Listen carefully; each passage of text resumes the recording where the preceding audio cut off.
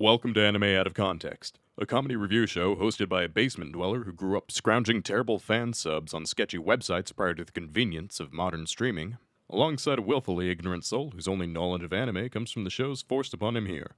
This show will contain spoilers, incorrect information, and copious amounts of adult language. Our hosts are not experts on any topic, and everything they say should be taken with a grain of salt. Thank you for listening, and enjoy.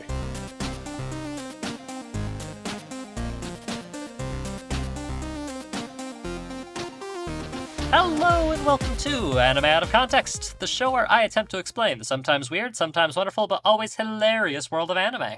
And I find more than just books at the local library. I'm Shaun Rollins. I'm Remington Chase. And Remington, I've got a highly requested show for you today.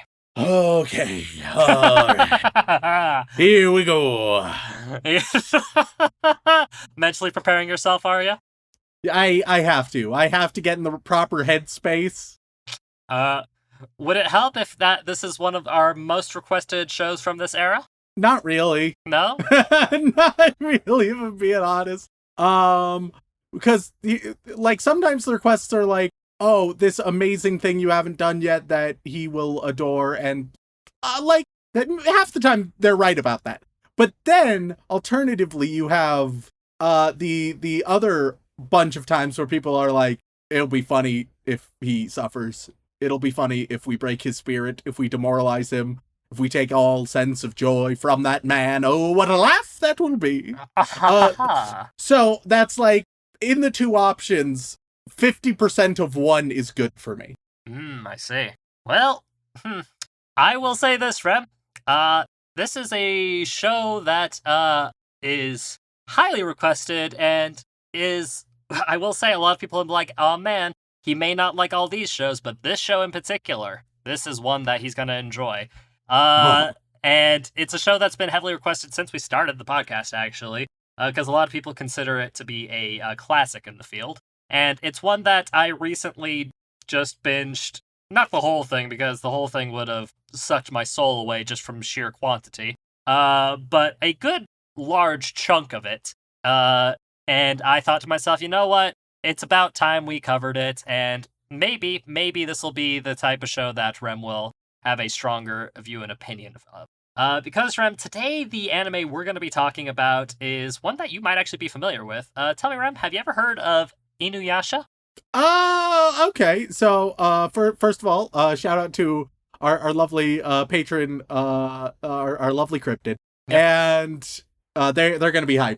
Yes. Yeah, they're gonna love it. I growing up, I had a friend who was like obsessed with InuYasha, and occasionally, Shaun, yep, I would watch an episode of InuYasha. Holy shit! Because it was on right before Cartoon Network would start up, right? It was still on like Toonami. It was the last of the block of Toonami. Right. And sometimes I would wake up early, and I would turn on Cartoon Network, and instead I'd get InuYasha. And let me tell you right now, seeing like 1 in 10 episodes of InuYasha, like you see an episode and then 10 to 20 episodes later you see the next one, that'll confuse the fuck out of you. Oh, yeah, no, Red Holy shit, I was lost, dude. Yeah, I was clueless. Yeah, because, Rem, you know how many episodes of InuYasha there are? How many? Dude, there is 167.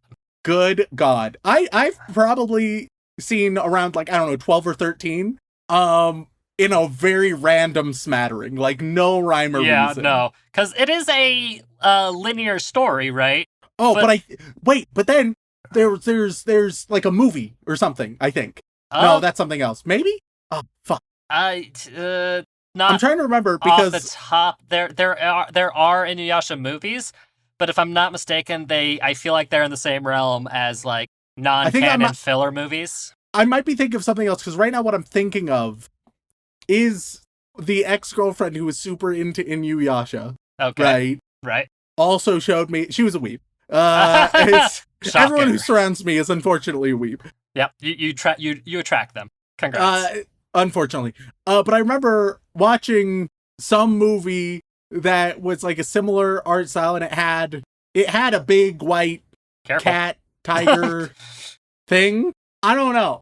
Well, It Rem, all blends together. I'll tell you right- Nonetheless, I'll I tell you am right- vaguely familiar with InuYasha. I'll tell you right now, InuYasha is a dog, so that's the little bit of Sure. difference. Yeah. So you have angry dog man protecting schoolgirl, Yes, actually.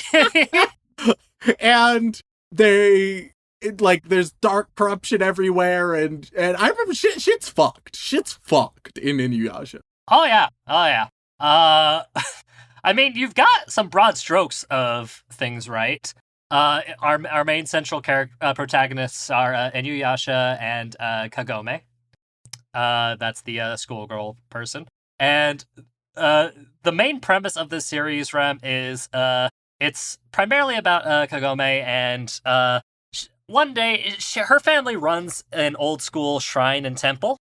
And one day she accidentally falls into a old well on the property and wakes. InuYasha is a goddamn isekai. God damn it! I should have known. And wakes up in feudal Japan. So yeah, Rem, InuYasha is a historical isekai. Fuck. Technically, because it's one character of going from their normal world to a technically different world, even if it's the same world, just in a different time period. But I mean, is it the same world in a different time period when Yes. you got magic and demons and dogmen? Yes. Because presumably there has to be magic and a little bit of magic in the modern world. Otherwise, how the fuck did she get back there? I suppose. Yeah, and like the nature of this well holds true. She falls into it and is sent to this location. Has some interactions with InuYasha, who is half yokai or half demon. I think is how they translate it on the Netflix version, is half demon. And he's a half demon dog boy, and he's a bit of a scoundrel. He's a bit of a naughty boy, who was sealed away years before for doing some naughty things, going after a powerful jewel called the Shikon jewel. It's a MacGuffin, essentially. It's a MacGuffin that if you use it, demons get really fucking strong and powerful. So all the demons in the area are after it, including InuYasha at one point. And I'll be honest, Shaun, being like, here is this old school shonen isekai, like, with heavy themes of romance. Like, I don't know if InuYasha has much of a chance. I'm hoping that, like, I surprisingly enjoyed it or something. I'm hoping that's how I come back in part 2. But man, it set itself up for failure, especially like 167 episodes. What hope does it have? I mean, the full manga was like 500 something chapters, so 167 episodes to 500 chapters is a pretty solid ratio. Just too many episodes. We're not going to get into this discussion again, Rem. Too many episodes! It's not. Essentially, the premise of the story is this. After being assaulted for this jewel, Kagome essentially releases InuYasha from his bound state, and they essentially get bound together, and the jewel gets shattered and spread across the nation, and they have to go on a journey together to get all the pieces to hopefully restore the jewel and prevent other creatures from gaining power from the shards, essentially. So it has old-fashioned hero journey stuff with some Monster of the Week elements, and, just a lovely, good old-fashioned adventure story, Rem, that takes place in feudal Japan and has some spirits and some fun stuff. Classic story. All right, sure. I don't know what to do for you, Rem. Like, this is It had to happen sometime. It's a wildly beloved show. People have been clamoring for it for ages. We know several people, like, in our friend circle who adore this anime and have for years. Exes notwithstanding, of course. And, people still say it's one of the better old school shows from this time period. Because, like, Rem, the anime originally aired in Japan in the year 2000, whereas I think it came over to stateside in 04, give or take. So it's from that time period. but people say it still holds up, and I'll tell you, I didn't hate myself watching the whole thing. So, well, as much as I watched of it, I watched like maybe 50 episodes of it. I've been studying it for like the past 5 months on and off.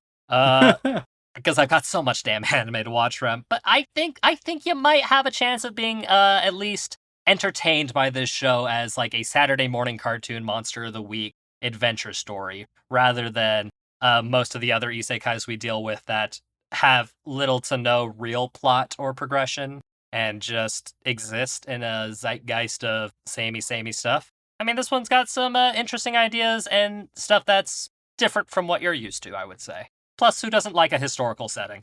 All right, I'll give it a chance. It's going to be begrudging. I'm skeptical, but I'll be open to it. Hey, young me vaguely maybe enjoyed it.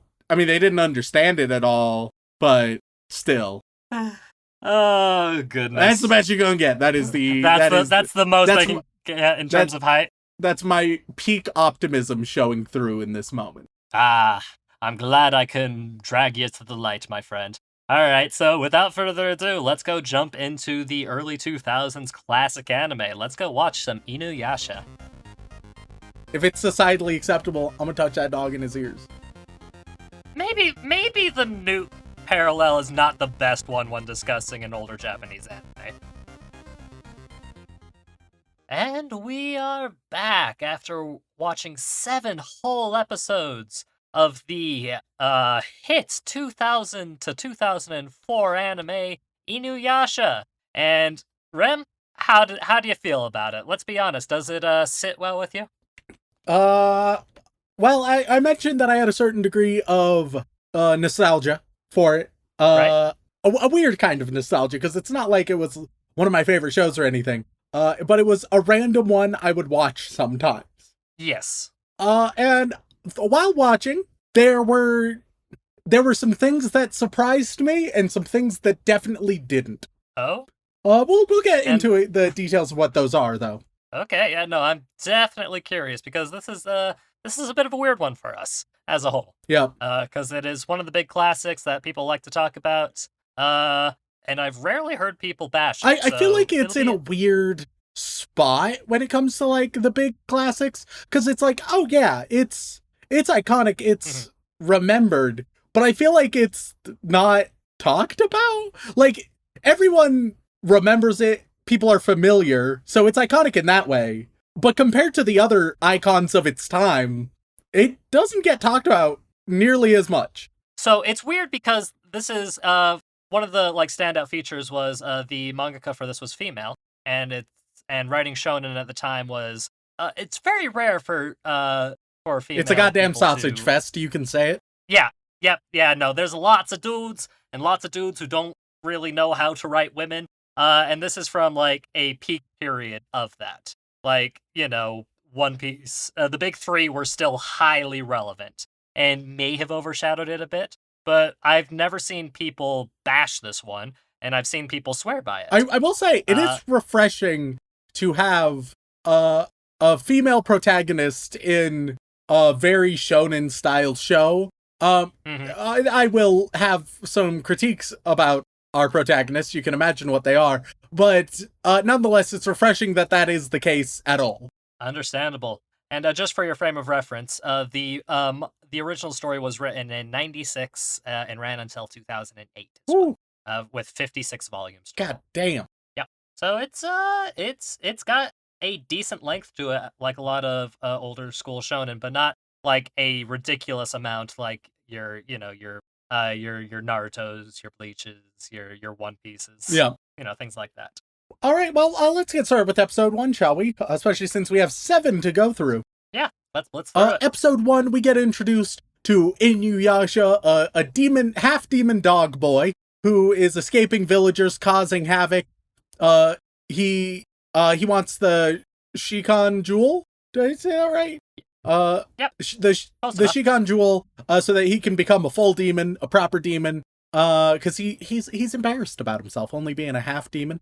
He has a great sympathy for humanity because of his human side, but he's also horribly embarrassed by it. But then he's shot in the heart by this woman named Kikyo. Kikyo herself is wounded, blames herself for whatever has happened here. And we then cut away to the modern day in a very strong moment of juxtaposition, because it's intense, it's dark, it's feudal, it's bloody, and then it's like straight up slice of life modern day girl and her cat and her grandpa. So really strong start, all things considered. The cat is great. I love the cat. Booyo. God, I love Booyo. I love that that was one of the things that really stuck with me.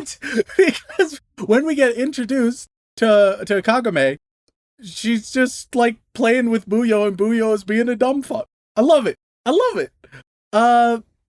So her grandpa, he works at a shrine, and it's talking about all the different legends. Everything has a legend, right? And one of the legends is that of the hidden well, which is basically right in their backyard. They live surrounded by different legendary landmarks, as it were. Yeah, they are a family of shrine keepers, essentially. Yeah, and there's plenty of mystical bullshit around them. Good spot to be in. Good spot for a shrine. And oh no, the cat has lost himself in the hidden well. Ain't that a shame? So they check, and some weird sounds are coming from the well. Oh, but Booyo is right here. So what's going on in the well? It bursts open, and a bunch of graspy hands grab Kagome and bring her in, where we see this fucked up centipede woman who starts sapping the strength of Kagome. But Kagome was given the Shikon jewel by her grandpa in the modern day. So she uses this very powerful jewel to shut down the centipede woman. She wakes up, and she's in the well. She climbs out of it and is like, all right, hey, what's up? Crazy, I'm in a new world. We've been through this before. Granted, this is at least in a time where isekai was way less cliche, and thank God for that. Also, it's done in a vastly more interesting way, I will say. Let me say right now, when it comes to shonen isekai, InuYasha is pretty close to the goddamn top. Does that say a lot? Not really. It's a bit of a low it's an bar, insanely. you know, if you were to, you can step over it. If you were to easily. ask me, hey, what genre is known for some of the worst content around consistently? Shonen isekai. That's probably top 3, honestly. One thing I heard hilariously just in my personal life, I was chatting with some people about hot takes in anime, and somebody's hot take was, I think isekai are bad. And I had to go into a full lecture on how cold of a take that actually is. Like, don't get me wrong. Conceptually fantastic.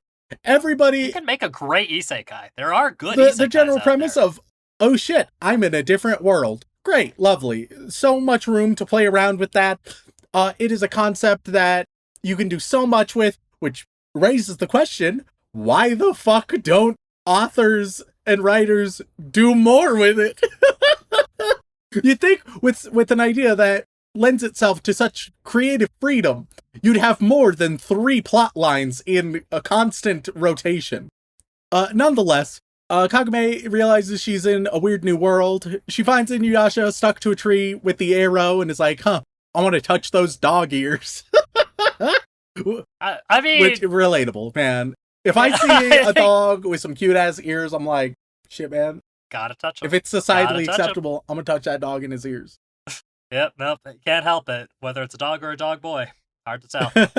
So, the villagers show up and they attack Kagome thinking she's a baddie. The sort of village princess arrives. She has one eye, which indicates to us that she has a relation to the original flashback we saw when InuYasha was captured. Kikyo, the girl who shot InuYasha, her little sister had an eye patch, so we're like, oh, okay, it's her. And the what I will somewhat in an ageist fashion just call the elder. No, that's kind of accurate. That's 100% their role, and I do not remember their name. Yeah, she is the closest thing to the leader of this particular little village, so calling them the elders, like, is close enough. Close enough, I would say. I don't think anybody's gonna be upset with you for that. So the elder investigates, is like, oh, well, that's fucking wild. That Kagame, that girl, she looks exactly like my sister did when my sister died. Of course, that was 50 years ago. So Kagame's released, given food, but then the big ol' centipede beast attacks, chases Kagame for the special jewel, the Shikan jewel. Kagame goes to InuYasha, wakes him up, but he's stuck because of the enchanted arrow. They sort of chat, and villagers are like, oh, this is fucked. This is completely fucked. But eventually when things get especially dire and the centipede woman gets a hold of the jewel and then starts to evolve, InuYasha is like, all right, well, I mean, I can help, but you need to free me. So she does. And he absolutely kicks ass very easily, very immediately. And Kagame gets the jewel back, but then we end episode 1 with InuYasha being like, yo, but I'm gonna need that jewel back, because I want to be a full demon, and I will kill y'all for it. Which is a nice way to end the first episode. I'll say, strong first episode. One of the strongest shonen first episodes we've seen in a while. Kaede was her name, by the way. The shrine priestess. Too many goddamn lady. Ks. Too many K names. Well, I mean, it's a family thing, you know. It helps, yeah. You know, Kikyo, Kagome, Kaede. You know. Nah, fam. I just disagree. I mean, there are other letters, sure, but it's like when you're reading a book, right? And it's like, ah, yes, and she could not choose between Henry and Harold, and you're like, oh shit, what one's Harold, what one's Henry? Ah, shit. You don't do that. Don't do that to people. Give people distinct names that are completely different, and you hear like a letter, and you're like, oh, it's okay. I know exactly who you are. You hear a letter. So really, you just don't like people having the same starting letter of their names. Because, like, I would argue Kagome and Kikyo are two very different names. Yeah, but then you throw in Kaede to the mix, and oh man, it's getting messy. Well, let me just tell you right now, like, while Kaede is important in the beginning, there are still 160 plus episodes, so, like... Alright. Well, but yeah, it's a strong first episode. I think they do a good job juxtaposing the feudal world with the modern world, the real world? I don't know what term to use here. Normally, it's much easier to figure out what to call where they came from. Yeah. In this one, it's like, is it like just a time jump? Is it a time and world jump? Is it a dimension jump? It's still their world theoretically, but I think the easiest way to think of it would be like an alternate timeline. Cool. Yeah. And I also think like, of course, it's very obvious that InuYasha, he's gonna end up being a good guy, of course. But the fact that they have him show up, be overpowered, of course, because that's what you need. And then have him, instead of being like, well, you know, I'll let you off this time because you freed me. He's just straight up like, all right, y'all shouldn't have freed me. I'm gonna take that now or kill you if you try and fight back. It's like, yeah, great ending of a first episode, which also feels like him being overpowered is more justified, because now instead of it being a case where the quintessential Kirito, where it's like, wow, look, isn't he so cool and awesome? That's not the reaction they're trying for. The reaction they're trying for is, oh shit, he's dangerous and we need to figure out how to control that. Which is a way better dynamic. Like, being like, oh yeah, I have a nuke that I can do at any time for any reason, and so things are just real easy. That's, okay, less interesting. But if you're like, I have a nuke that might take us all down with us when used, it's like, oh, okay. Well, shit. Maybe the nuke parallel is not the best one when discussing an older Japanese anime. Like, just maybe that you need a better metaphor. Well, too late. We're in this hole now. Welcome. Yeah, it's a very big hole. But yeah, so I think that it's one of the few times where that dynamic works a lot better. Don't get me wrong. I think that, as with most classic shonen, power levels are wonk as fuck. But at least from the get-go, it starts off in a solid place. Also, Kagame, through this whole thing is pretty unfazed. Like, she's in New World and is like, oh, I need to get home. And then this giant centipede beast attacks, and there's this half-demon dog boy and a village under attack. And Kagume's just like, all right, well, let's figure out how to handle this. It's like, oh, are you not... Is the 15-year-old girl not a little bit stressed about this? About the giant centipede constricting her? Just not really worried? I mean, she was worried at the time when she was nearly dying. But, she is a shonen protagonist still. She's gotta have, like, that willpower. So, in episode 2, InuYasha chases Kagome for the jewel, but the Elder puts a rosary on InuYasha that he is forced to more or less like follow a subjugation word that of Kagume's choice. And because he is a dog, she says sit, and he is thrown into the fucking ground. In the dub, they say sit boy is what they say because of the lip flaps, because it's 2 syllables in Japanese. And I'm mentioning that because the dub fans will be upset with me if I don't. Also, ladies, that it's also Shaun's subjugation word. So any moms out there want to give it a try, it will work. 10 times out of 10. It doesn't just have to be moms. Wait, what am I saying? That's not... He's expanding his horizons. It can also be bunny girl cops. So those are the 2 primary clientele. Oh, God. Continuing on. So, the necklace also, in nebulous ways, prevents him from, like, attacking Kagome. They don't really clarify the rules, but dog got a collar, and it's basically a leash, too. So they discuss what's going on. They're like, oh, Kagome, you're probably the reincarnation of Kikyo. Makes sense. We all agree on that fact. But then we see there's a little crow demon that flies away. And when Kagume's ambushed by bandits, it turns out their leader is actually not a big hulking man like it seems. Rather, he is a straight up corpse that the crow demon has nested in the spot where his heart used to be and is just controlling his body Ratatouille style. It's a necromancer's Ratatouille, I think is a fair way. I think that's a fair comparison to make. There are loads of other, like, references about, like, parasites using the dead. Like, I mean, it happens in real life, too. Like, there's some fungus that do it. Yeah, but doesn't necromancer's Ratatouille just feel right? Yeah, but now I'm just picturing a crow sitting in a chest cavity like a fucking mech, just pulling on various bits of flesh to control this thing. It's very fucking cursed. It is very cursed. As far as I'm concerned, that's just what was going on in the anime.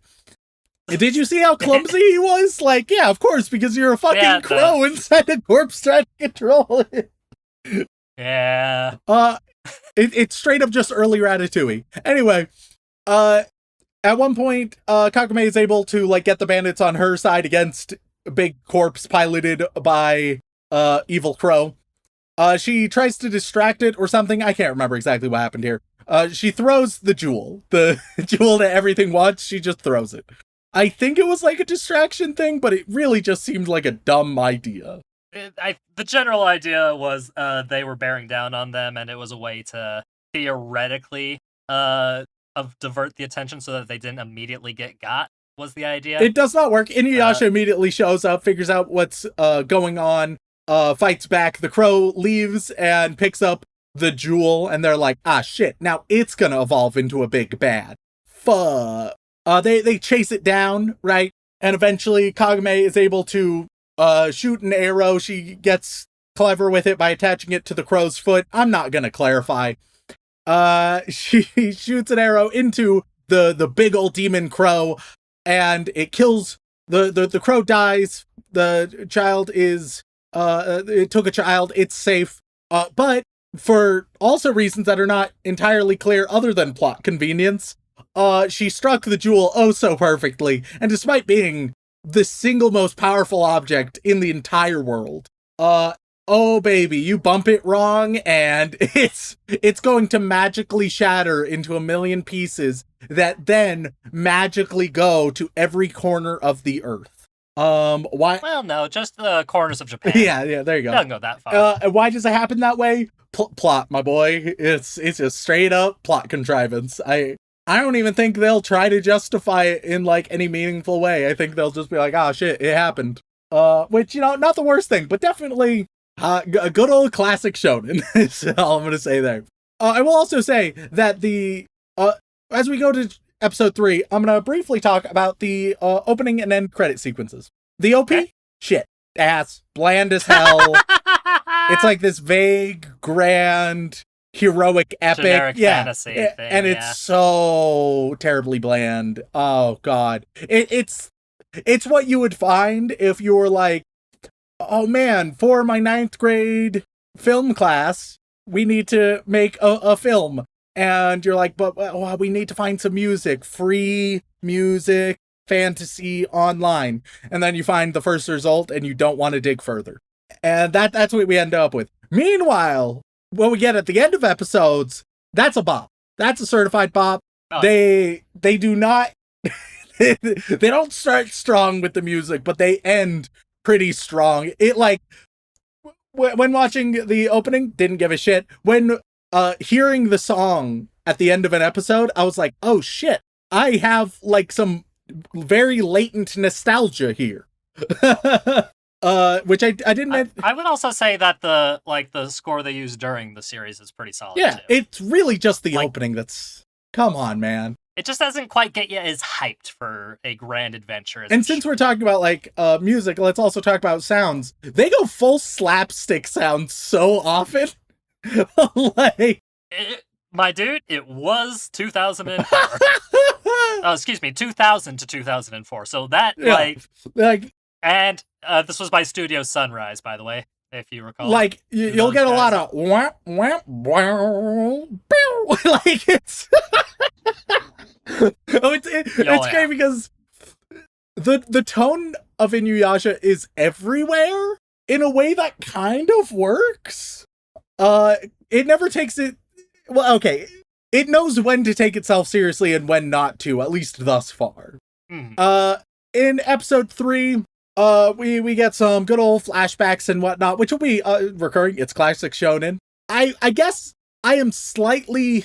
I understand the necessity of the flashbacks in classic shonen, even though I think that it does not stand the test of time. Obviously, I will say these are slightly better flashback catch-up sequences because they will usually, instead of just saying last time on we did this, this, and this. There we go. Right.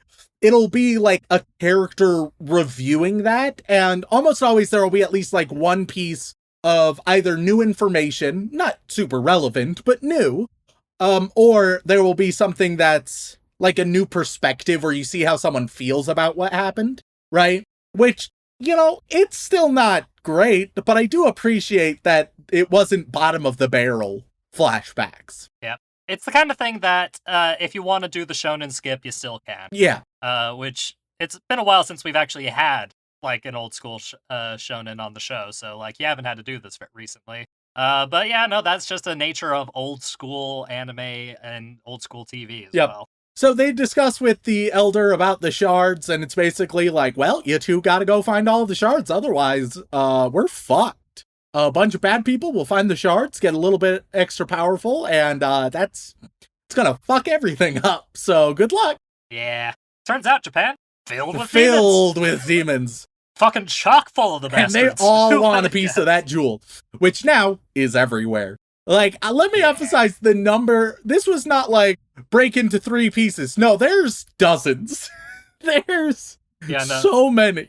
Like, have you ever seen like oh crap, it's a specific drop of glass that is incredibly durable, but you snip the tail and it just fucking shatters into a million pieces? You're talking about I know Rupert's drop? It's something dropped. Rupert's drop. Prince Rupert's drop. Rupert's drop. Okay. Why was I thinking Albert? What's Albert? Prince Albert is something else. I don't know, and I don't want you to tell me. So let's go. Let's continue on. Let me tell you right now, a Prince Albert will break a lot easier. Oh God, I don't want to know. Rupert's drop. That's the parallel I was thinking of. Was like, okay, this thing's pretty hard, but man, you hit that sweet spot and everywhere. Yeah. And so it's basically that situation. Shattered absolutely everywhere. Shit's fucked, and they're like, you guys obviously need to team up together. And then we get a bit where like they're bathing and things get a little bit pervy. More tasteful than what we get today, but still. Oh God, I didn't want to know, Rem. You didn't have to send me a picture. It's just a picture of a cucumber. But yeah. But so it's better pervy than what we get nowadays, but still, I'm gonna have to default back to my position of we don't need our content to be pervy towards children. Let's not perv out on the 15-year-old. That's been my stance, and I maintain it. That's an okay stance to have. Also, slight correction. I said 56 volumes. I forgot how many chapters were in each volume. No, this had a lot of chapters. It was 558 chapters by the time it was done. Yeah, no, I misremembered the average volume length because One Piece has ruined me. One Piece has over 100 volumes now, and I'm like, yeah, no, it's doing pretty good. It's only got half of that, so it must not be much. No, that is still a fuck ton of chapters. Good God. So yeah, no, lots of shards. Enough to fill half 1,000 chapters worth. Well, Kagome is like, nah, fuck all this shit. I'm gonna go in the well and see if I can just go back home. And so she wanders over there, right? InuYasha, he gets into town, and there's just some girls of the town floating in air with knives, and he's like, this is weird. What's going on? And as it turns out, they have become living marionettes to this crazy goth ninja that controls hair. Basically one of Dylan's exes. 100%. I was like, just in the moment, I almost called him up and I was like, I have a perfect girl for you. But then I was like, shit, no, fictional. Fuck. She's not, he's not like Shaun. Ooh. Fucking harsh, dude. Oh, God. So, InuYasha is like, I'm ready to fuck him up. Let's see how things go. Kagome gets trapped by the web of hair and is getting fucked up, but eventually she's able to largely accidentally dodge an attack from Crazy Hair Goth and fall into the well, in which she ends up on the other side, perfectly fine. InuYasha is ready to kill the girls, but he's stopped by the elder, who is like, they're not the ones trying to kill you. So the elder and InuYasha actually work together, and first of all, just step one, get the fuck out of there. Get the fuck out. Things are fucked. Yeah. Especially they cannot see the hair, because only Kagome, because she's the reincarnation of Kikyo, can see demonic stuff sometimes. Yes. Sometimes. Yes. She's got the special eyes. She has the special eyes, which haphazardly apply. I don't know the rules of the eyes. Sometimes it's the whole demon. Sometimes it's elements of the demon. I believe they expand on it further as they go on. As it's shown, and you start with the bare minimum, and as you go on, you get more and more complex. And older stuff starts to make sense in hindsight if it's well written. Yep. I will also say it's very kind for the living puppets, the villagers who are who have become marionettes. There's a long conversation between InuYasha and the elder in the middle of town, and they're just surrounded by the different marionettes who all just wait. Hey, talking is a free action. Yeah, they're just like, we'll give them a few minutes. You got to be polite. You're about to stab some people. You gotta let them plan something. How else will they defeat you? The elder's like, InuYasha, you need to go find Kagome. And he's like, shit, but where the fuck is she? Meanwhile, she's in the real world. She's apparently been gone for 3 days, so it's not a case where time completely stops or anything. It's like, no, it's parallel. And her family is... Yeah, that's why I said alternate timeline. Yeah. So it's like... And her family's super happy to see her, and she's super happy to see them. And she bathes, and she's like, oh, this is so nice. In episode 4, we get some exposition from Grandpa. He seals up the well, is like, all right, fuck whatever was going on there. Now we'll take good care of you, Kagame. And she's like, dope, because that was wild shit. And then InuYasha, he jumps in the well and breaks through. Turns out, Kagame, not special for being able to go through the well. It's kind of a free-for-all, if I'm being honest. Yeah, the well itself is magic. They're very lucky this has not happened before. Oh, 100%. And so InuYasha shows up and is like, hey, Kagame, we need your help. Shit's fucked. And everyone is like, what the fuck? But at the same time, it's like, you gotta do what you gotta do. Kids will be kids. Yeah. When a dog boy tells you gotta help him fight a bunch of monsters and save a village, you just gotta let your kids So they go talk in the well room, the well shrine. I don't know. But then all of a sudden a bunch of hair starts emerging from the well, and it's ready to fuck shit up. But because Kagame is able to see it, she helps InuYasha fight off the hair, and they're like, all right, let's go do this. They jump back in.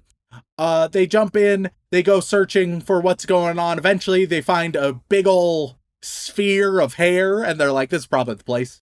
I think this is the one. Safe bet. And sure enough, the goth is there and ready to kick some ass. There's a lot of back and forth. Let's see. Yeah, it lasts the rest of the episode. It lasts most of episode 4, just some back and forth. Nothing too terribly notable. But basically, the goth is a lich whose phylactery is a red skull with some hair on it. They figure it out, break that, she disappears. The day's saved. Yeah, it's based off of a specific Japanese yokai, as are like 90% of the characters in this, but I can't remember the exact name. I will say, when it comes to like exploring Japanese yokai and legends, InuYasha once again does it better than a lot. You wanted more yokai, so I gave you what you wanted. I think pacing wise, it's definitely classic shonen, but it is on the better end of classic shonen when it comes to pacing. Like, I was definitely I was often thinking you could speed things up a bit. But yeah. I never reached a point where I was like, this is actively unbearable, get on with it already, Jesus Christ, like I have reached with many, many other shows. So, when it comes to classic shonen, like, I would prefer not to have that classic shonen pacing, but if you have that classic shonen pacing, InuYasha does a surprisingly good job with it. Yeah. And I will say, like, for those who have issues with the anime pacing in general for classic shonen, like, the tried and true method is dipping into the manga, because those pacing issues basically disappear because you're reading at your own pace. Yeah. But that is the trial and tribulations that a lot of old school anime, especially old school shonen, had to go through to try and figure it out. And InuYasha does do one of the better ones. Like, I didn't mind it at all, personally. Yeah. But you know me, I have my immunities built up. I've got the shonen vaccines, if you will. So we go into episode 5, where we meet Evil Yasha. Okay, the fangirls will get really pissed off at us if we don't name him correctly. All right, he's the Sesh. He's the Sesh! Holy shit! Oh god, Seshomaru is his name. But yeah, InuYasha's older brother. Would you prefer Evil Yasha or the Sesh? Yeah, those honestly, are your options. I'm vibing with the Sesh. He's the Sesh. He's like the way cooler version of the Jersey Shore character. The situation. Yeah. Yes. I would much rather go to the Sesh than the situation. Oh man. So the Sesh has a little goblin friend. Goblin that dick. No, I kid. I make jokes. His name is Jackin. Off that dick. Oh, it's a double whammy. God, how long have you had that one and you're prepared? About 15 seconds. Glad to know that you didn't write that one down and prepare. That one was all off the cuff. I could never have tell. So, they're searching for the Fang, an ancient sword of great power. They casually just kill some wolves, which flea man on a wolf that runs away is like, fuck man, gotta go warn InuYasha. Sesh and his goblin are like, okay, not here. Let's search some more. They go to a big soldier camp and are like, we want a boat. And they're like, ha, fuck you, dude. So they all die. Yes. InuYasha's not scared of killing people. I will say that. Let me put it this way. You best get a name quick in the show. Yeah. If you've been on screen for like 2 or 3 minutes and you haven't got a name yet, oh, you're fucked. They Sash and the Goblin do some planning. Kagame brings her bike to the other world, which, just a solid plan, honestly. Right. It's such a small thing, but it's like, yeah, of course. Why not? She also brings like a first aid kit and stuff. And it's like, yeah. Yeah, she is literally one of the few isekai protagonists who has the option to go home whenever the fuck she wants. Like, that's not an issue, and she uses it to her advantage, which is fucking great. I still think there's sort of the overarching question of, but why does she care enough, though, to, like, risk her life for this random other world? Because, like, she's generally a nice person, but I feel like I need a little bit more that thus far it hasn't really given me, Like, she maybe feels vaguely responsible for breaking the jewel, but she also was the one who brought the jewel in the first place and helped fight some stuff off. But then, I don't know, it's one of those things where the biggest motivation could be a little bit more pronounced. Yeah.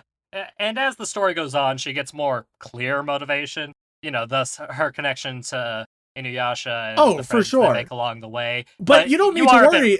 Yeah, you don't need to worry about later motivation. For example, take InuYasha. His later motivation for why he isn't just going to kill everybody will be because he forms a sincere bond with Kagame. He sincerely grows and develops as a person and becomes not a complete asshole, right? That's going to be his later motivation. But you can't say, he'll eventually have motivation. Instead, you got to be like, and what's his motivation in the meantime? He has no fucking choice because of the enchanted rosary where he has to sit, right? So I understand that, like, later on, you'll have a more pronounced motivation, but you need to figure out something to fill that middle ground until then. They did well with one character, less good with another.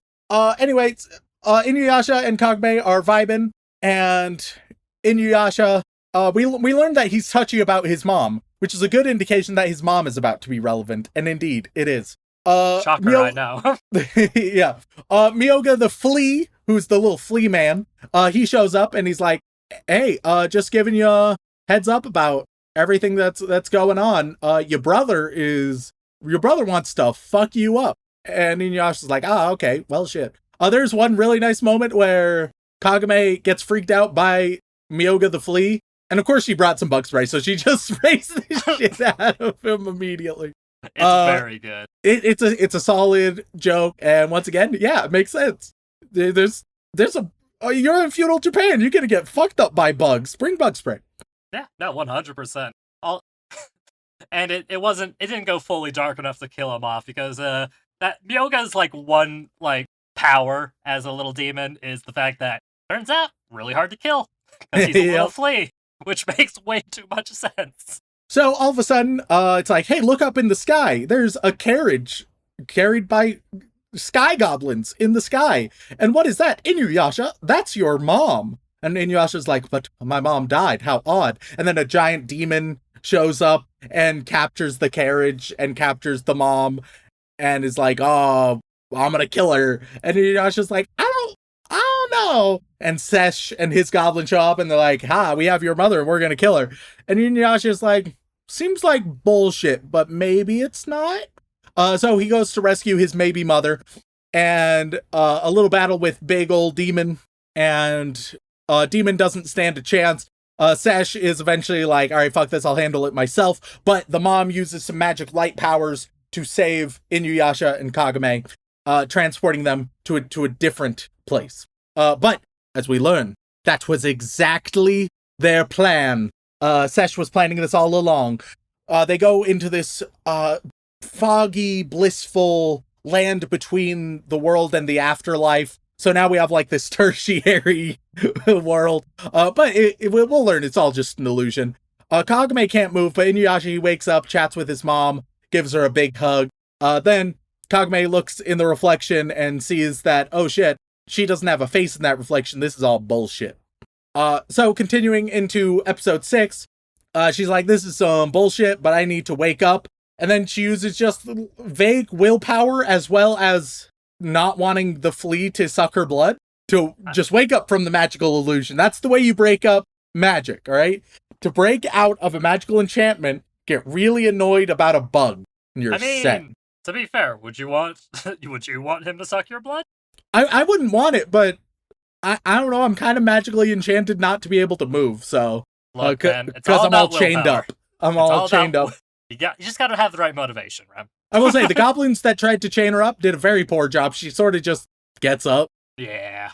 And all the goblins run the fuck away. The mother, or as we learn, the unmother, is trying to absorb InuYasha. And is like, oh yeah, this is the good shit. But is kind of attacked by the goblin, Jackin, and he's like, no, you can't kill InuYasha. Just suck his memories out. We need his unconscious. And so, Kagame, when she wakes up, she attacks and chases the unmother and InuYasha, frees him by erasing their image in the water. I will assume that is folklore based, because if it's not, it is kind of stupid. It's very probably folklore based. I will assume so for their benefit. Yeah. Now Sesh and the goblin, they know where to find what they want, which is the black pearl, which is in InuYasha's right eyeball. So they extract it from his right eyeball, which is less creepy than you'd imagine. They sort of just zap it out of there. I mean, it's still shonen. It's still shonen. You gotta, you have to have some limit somewhere. Rip out its goddamn eyeball, you coward.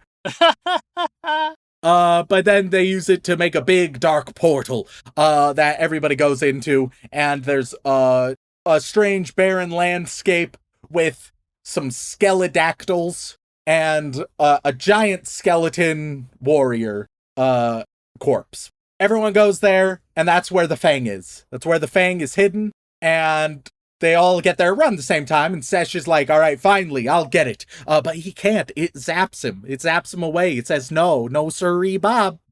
That's what the Fang sounds like. It sounds like a Midwesterner? Yeah, the Fang is from Wisconsin. Ah, I see. So it's like, no, sirree, you can't be grabbing me. You're a full demon. Full demons can't be grabbing me like that, no, sir. And then it's like, you support InuYasha. the Bears, don't you? Then it's like, all right, InuYasha, it's your time. And he's like, all right, well, you can give it a go, but I won't shock you, but it's gonna be a difficult one. It's gonna be rough for you to pull me out. And InuYasha's like, this is bullshit. Eventually Kagame just like kind of accidentally tugs on it, and it's like, oh yeah, this is what I've been waiting for. And so Kagame pulls out, and so you're like, oh cool, because so Kagame is gonna be a dope ass swordswoman. No, she it's InuYasha's. Just she was able to pull it out, which I get why it's the like human dynamic, but you just give her some bland ass bow and arrows, y'all. Come on now. Come on. But she gets really good with the bow and arrows later. Kagame is at the weird middle ground of, for a classic shonen, pretty strong female protagonist. However, very much, at least as much as she is a strong protagonist, she is a weak, passive damsel in distress for InuYasha. So, you know, it's still a product of its time. A good product of its time, but a product of its time. Yeah, no, she gets really fucking good with that bow and arrow later, and gets some upgrades down the line. And her pulling out the sword basically saves InuYasha, because Sesh is right about to kill him, but then she pulls out the sword, and he's like, what the fuck? Excuse me? He's pretty pissed about it. She hands it to InuYasha, he's like, fuck yeah. Sesh is like, that's fine, I'll just go full fox form. So he turns into a giant demon fox. Dog. Let me say, I disagree with what they think dogs look like. Because that's way more fox than dog. Well, I've got some news. Do you know how foxes and dogs are related, dude? Yeah, but yeah. if you're like, oh, well, what is this? I mean, come on. Especially because we've seen like this exact style for big demon foxes like 20 times. There's no difference between this or any of the demon foxes we've covered. Not a one. No, I think there are differences. I strongly disagree. He's got like big floppy ears. Okay, all right, it's the flop of the ears, baby. Floppy ears, you know. He's got a tongue. He's got a tongue. Fox is notoriously tongueless. Welcome to Biology Out of Context. Did you know foxes do not have tongues? That's a little fun fact. Go tell your biology teachers. I was just looking at pictures, and the first thing I noticed, like, oh, that's a fucked up tongue, isn't it? Oh, God. I mean, I get it. It's supposed to like he's supposed to look like he has flames surrounding him, or like, you know, ghostly flames around him. But it's very much He's just a demon glam fox, and I won't be told otherwise. So he transforms into that. InuYasha grabs the sword, tries attacking with it, but it does nothing, and he's like, what a rusty piece of shit. This is ass. Sesh fills everything up with poison gas that everyone climbs and escapes from. And the fight continues above, outside. They're fighting, and InuYasha's like, all right, Kagame, I will protect you. And those were the magic fucking words, baby, because it's only when you're trying to protect... I don't know whether it's like strictly a human or anybody or the person you love. It gets explained in like the next 3 episodes, essentially. Yeah, but it's in that category. Yeah, it's like, spoiler, it's the desire to protect humanity, essentially. Cool. And so it turns into this big old dope sword. And he's able to slice the shit out of his brother. And Sesh and the goblin are like, you know what? Fuck this. We're out of here. And they head out. And that is more or less what happens in episode 6 and 7. Yeah. So there we go. That's the first 7 episodes of InuYasha, and astonishingly, I didn't hate it. Now, I also didn't think it was a masterpiece. Well, you rarely do think things are masterpieces, Rem. But like, I thought, considering I knew this going is into this classic shonen isekai, that you throw those things at me, and that is, you are trying to fuck me up. The only thing that's missing is sister fucking. But other than that, you have like the 3 other worst ones. And so I'm like, oh God, but it's watchable. It has some good moments. I think like it has pretty solid writing, pretty solid concepts and characters. Still struggles with that classic shonen pacing, but not as bad as others, but still far from ideal.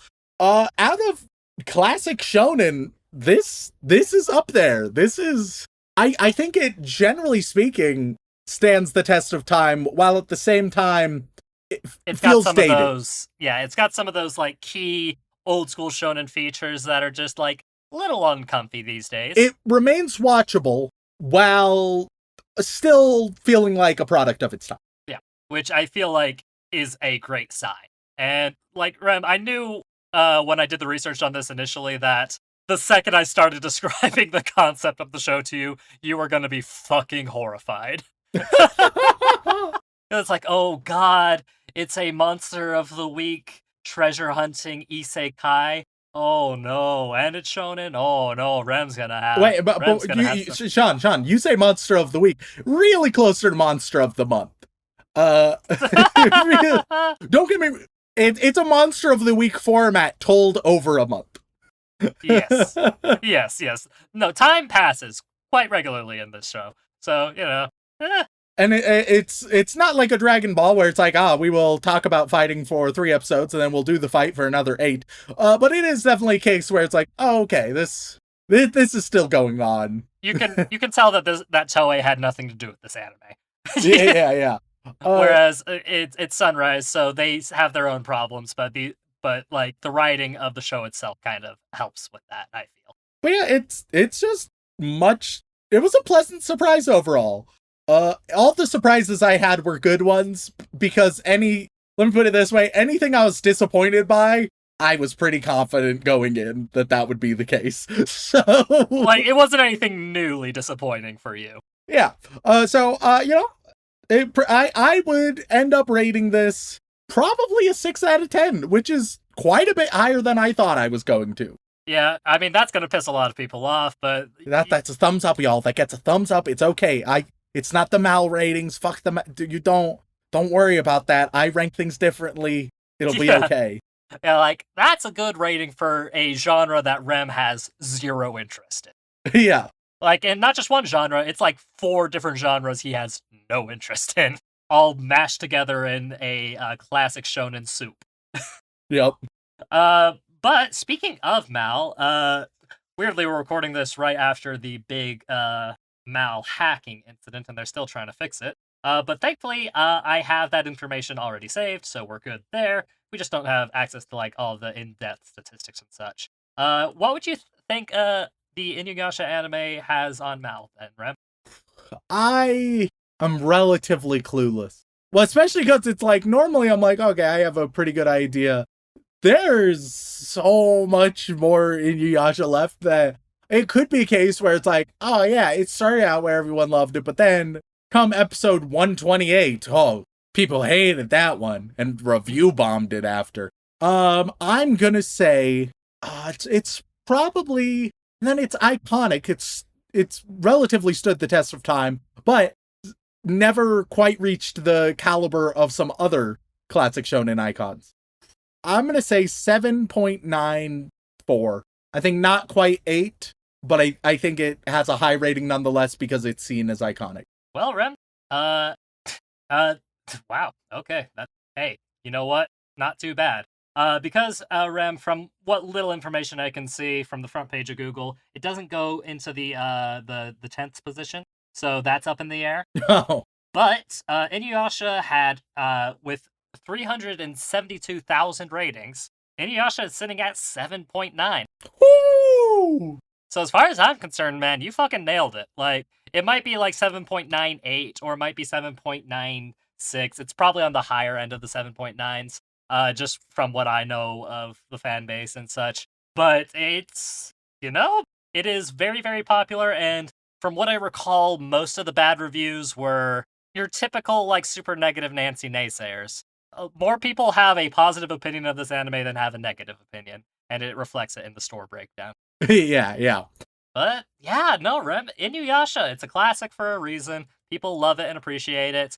Whether or not it's great by the end, or terrible by the end, I do not know, because, spoiler alert, I have not finished the series. Yeah, I know. Shocking, right? There's an anime that I haven't finished? Wow. But that's mainly because, like, I watched maybe 80 episodes of it when I was younger, and goddamn, I got distracted by other things, like Bleach. I know. Guys, I know. Trust me, I know. I know better now, but back then, little Shaun liked the cool swords. But with that in mind, Rem, is there any chance you'd actually like to watch a little bit more InuYasha with me? I enjoyed what I saw. I would be willing to watch the best arcs. Even if that's like the final arc of the series?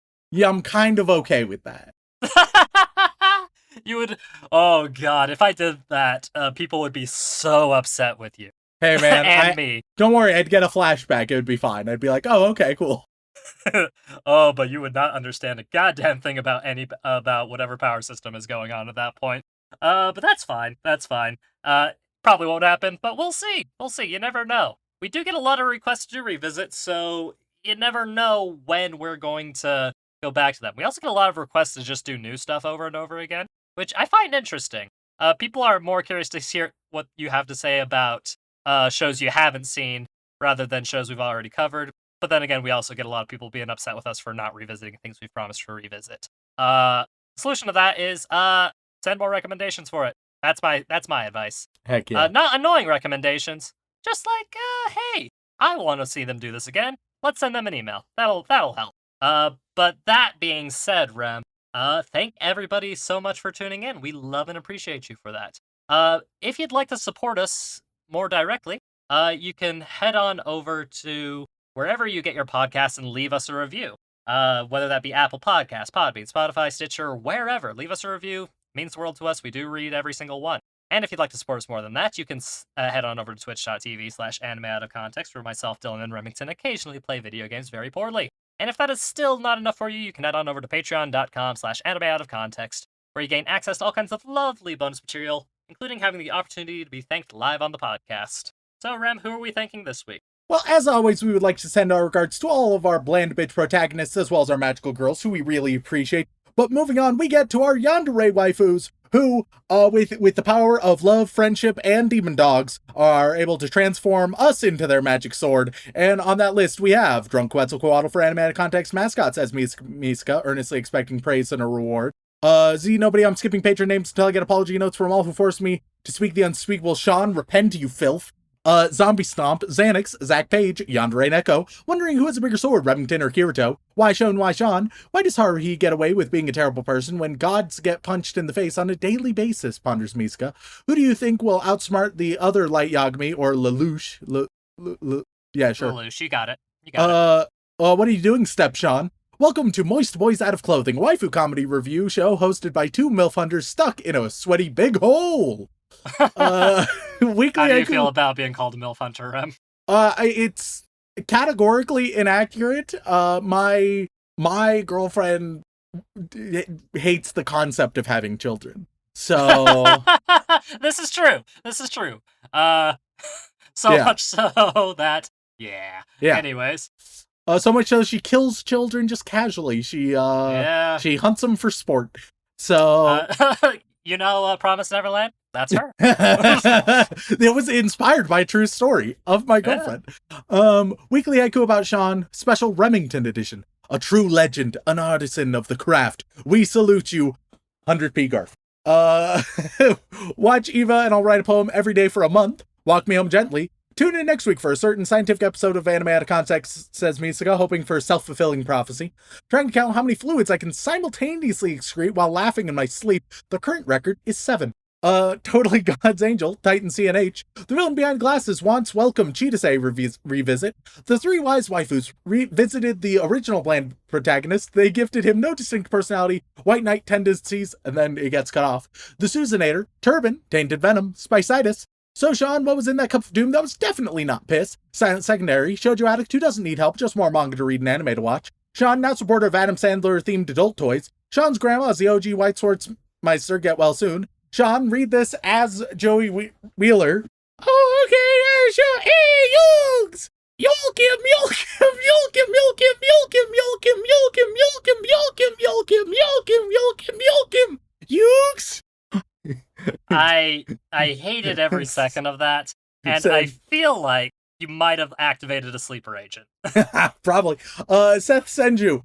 Sugoi Takai, that's what she said. Salty Pretzel. Ross Palmer, Robalobdob, Rhiannon Williams, Rem's Anime Chaser, Japanese Whiskey, Neat and Chilled Sake. Rem loves the big hole. Rar XD, that's I Love You in Dinosaur. Pui Pui Milf Bar. Please give me a cool and interesting Patreon name, Rem. Give sincere poetry recommendations every week. They have to be like heartfelt things that have unironically changed your life. Otherwise it's a no-go. All right, they can't be funny, it can't be humorous, it's got to be like awkwardly earnest. Paco El Musico, Other McNutt, oh no, I fucked my sister, oops. Off to go spelunking in Daddy Rem's Big Hole. Nitsira, Nick Harvey, Neon Huvo Genesis, Mikeka 7 Hierto. Methinks Rem doth protest too much about disliking lolly anime girls, Jesus Christ. Link Jokerl, Liam Dunn, Leaf Denji and Pachita out of harm's way, Shaun. A little too late for that. Landon Weatherford. I definitely didn't do that. Lance 0325, Kylo, Karu Uchiha, Keegan Talbot, Cassidy, Karma Chaos, Joshua Deep in That Pussy, Jax, Janine, Jamhands. If Shaun the MILF Hunter was on MILF Manor, which MILF would he hunt? All of them. No one is safe. I Remington will ruin Darling in the Franks for Encrypted Cryptid. I Remington Chase would like to thank you, Shaun, for our wonderful years of anime reviews and friendship. I finally remembered to update my username. P.S. By the next episode, I will know my GPA of this semester. Well, hopefully it's a good one. I don't know what to put here. Hunter Tane, Hunter Davies, hey, don't cough in my butt. Hey, Cursed Luigi, please say this. Wah, doo-doo-doo-doo. Going down on Shaun's grandma, Romeo and Juliet is my favorite anime, Glenn Michael Dolan, giving the awkward lesbian a hug, Farmer Weeb's Dark Fact of the Week, in 1961, Fred Flintstone and his friend Barney hawked Winston cigarettes. Fan died, F-Bomb, Erica McCorkle, Dylan Hayden, do not name your DDLC character your actual name on your first run, I learned that the hard way. Daddy Rem, tell me a bedtime story. Daddy Dill, can you read me, Go the Fuck to Sleep, I'm really sick? Better yet, listen to the Samuel L. Jackson version. He does it better than I could ever do. Creed 13, Country Fried Goth, here to remind you that you just lost the game. Cheese Monkey, Cameron Ashworth, Brock Archer Judith, Brie Loves Cheese, Brandon's grandma got that shrimp good, I love bugs. Blake Star, Big Blue Bear Boy, been a fan of anime out of context for years, and just turned 18, meaning I grew up on this podcast, good God. Awkward lesbian who just needs a hug. Are you a Neko? No, I'm a demon. I'm a semen demon. Angle Angel, am I alive or am I dead? But what does it mean to live and die? Are we but cute dogs and chainsaws trapped in this big hole? Elise Howard, Alpha Angel, All Hail Lord Helix, AJ Tunnels, AO, she pee-pees on my mole car till I chew, incorrect buzzer. AJ Honey, A Daze, Aaron Heglund, and Dot. Now we move on to Boy Wizard, where, in keeping the spirit of the Fang, everybody is going to get their own custom weapon. Completely original and not taken from any particular property. Vincent Calabrese, you are going to get Thornblade. This episode is sponsored by the Pinkertons. Leak another episode and they will hunt you down. I've never leaked any episode ever in the history of my podcasting career. So I should be safe. It's not like I just happened to be given something earlier than I should have. That would be a real reason for the Pinkertons. You get... and besides, you don't have to worry about it because I don't have the blood diamonds to pay them. You get Shimmer Strike. The way Rem says Big Hole is amazing, changed my mind. You get the Akavari Warblade. The MILFs say Shaun is the best motherfucker around. Damn straight. You are going to get the Skull of Corruption. The Dungeon Master next door, you are going to get Sanguine Rose. The Canadian anime stunner, you are going to get Frostworm. The Brown Mamba is back after being abducted to Layton, Utah for 2 years. You get a very basic hoe. I assure you, it is unique. Soul, you are going to get the Big Hole. Schmeris, you are going to get Sufferthorn. Rosecop, you get the On a Blade of Coral. Roberto with the Concerto, you are going to get the Staff of Inderis. Reki Kawahara, you get Rasan's Antique Cutlass. Pielmer, you get the Big Hole, but you don't get the Big Hole, you get the Dagger of Discipline. One Piece is the only show that makes you cry over a boat, 312. You are going to get Northwind. Oh, Shaun, real quick before I forget, we're watching Planet next week, right? You are going to get Chillrend. New MTG set just dropped called March of the Machines, and it's just plain terrifying looking. Should I be concerned? Oh, as always. You get Caliban's Grim Retort, which is a great fucking name. The Grim Retort. Oh my god, what a good sword name. From? Monogatari ticks all the boxes of what you guys say you want in an anime. This week, vampires and 10-year-olds are not horny. You are going to get the Rose of Sithis. Mike got his Overlord review. You get the Staff of the Everscamp. Miguel Delian, you get the Apotheosis. Massimo Martelli, you are going to get Volendrung. Latino shows friends clips of Rem versus Shaun. He said Shaun must be a pro Garfield kart player. He could be. He could be. You get the Debaser. Caliban's Grim Retort is a mace. I am disappointed. L plus ratio. You're just getting Rug Dump's sword. Does the sword have a name? Not really. But I had to say Rug Dump. You couldn't not. Kugor, you get the Truncheon of Submission. If this is read after May 8th and Heal Girl hasn't been reviewed, I'll be a sad boy. Well, I'm sorry, sad boy, but you do get the Blackwater Blade. I, Remington Chase, hereby vow to finish Sword Art Online. You get the Langerwine Blade. I'm Rem, say that Shaun's grandma's an angel in bed. I can't hold it back anymore. You are going to get Goldbrand. Hey, Rem, if you want to stop watching horny anime, you need to care for Shaun's blue balls. He's sending messages. He's sending messages, and I have all the DMs. You get Wit Splinter. Hellerex, you are going to get the Bow of Infernal Frost. Drew, the Almighty Monarch of the Big Hole, you are going to get the Blade of Woe. Whoa. Dua, you get the Blade of Woe, dude. Cryptid MILF, you are going to get the Akavari Sunderblade. Crimson Reapers, just because of the scythes, you get the Mace of Doom. Carver 271, you are going to get the Battle Axe of Hatred. Bloodcell, not the bitch boy white ones, you are going to get Hatred Soul Arrow. I genuinely randomized this list, and somehow we just got 3 in a row that are just edgy as fuck. Beethoven, Yeah, like violently edgy. Yep. Like, Beethoven come on, Elder 1201, Scrolls. you get Perdition's Wrath. Animated Z, you get the Bow of Infliction. Was that Beethoven or Animated Z? I think that was Animated Z. Dope. I also think so, so I will believe you. Allfather grumbles about the buffer can only count the present 24 weeks as of Star Wars Day. You get Keening.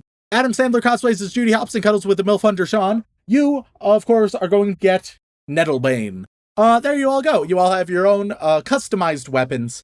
Now we move on to the inappropriate Joey Wheeler tier, where Shaun, as Joey Wheeler, will tell you your word of subjugation, and I'll tell you what it does. I don't know if I like that. We start off with Watch Saints Young Men from Rima. Dear God. What's their subjugation word, Shaun? Your subjugation word is Texas. You have to immediately, you get audited immediately. Just every time. An Every time. IRS agent spawns from the ether. I'll be honest, that's a rough one. That is My pretty doctor said I'm low on vitamin D, so I'm listening to all the episodes featuring Daddy D's sultry voice. Your subjugation word is gothic. Is it because they said Daddy D, they were talking about Dylan, so you immediately think gothic? Yeah, 100%. You have to, anytime that's said, you have to spend an hour with one of Dylan's exes. Good luck! Oh, I'm so sorry. I'm so sorry. Hermione pegs Harry and Ron.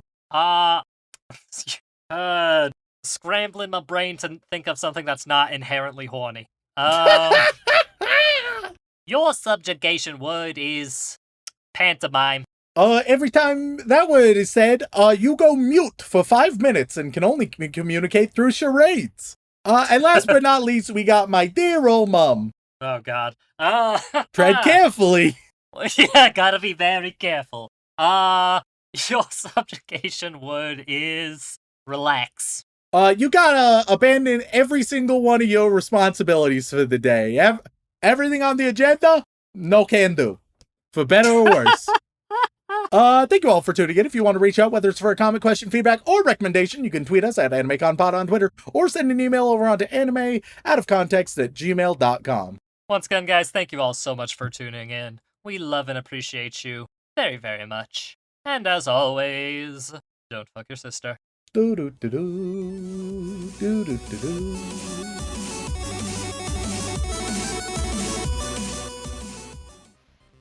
Prince Albert's something else. I don't know, and I don't want you to tell me. So let's go. Oh, God, I didn't want to know, Rem. You didn't have to send me a picture. It's just a picture of Dylan's cucumber. InuYasha had a big white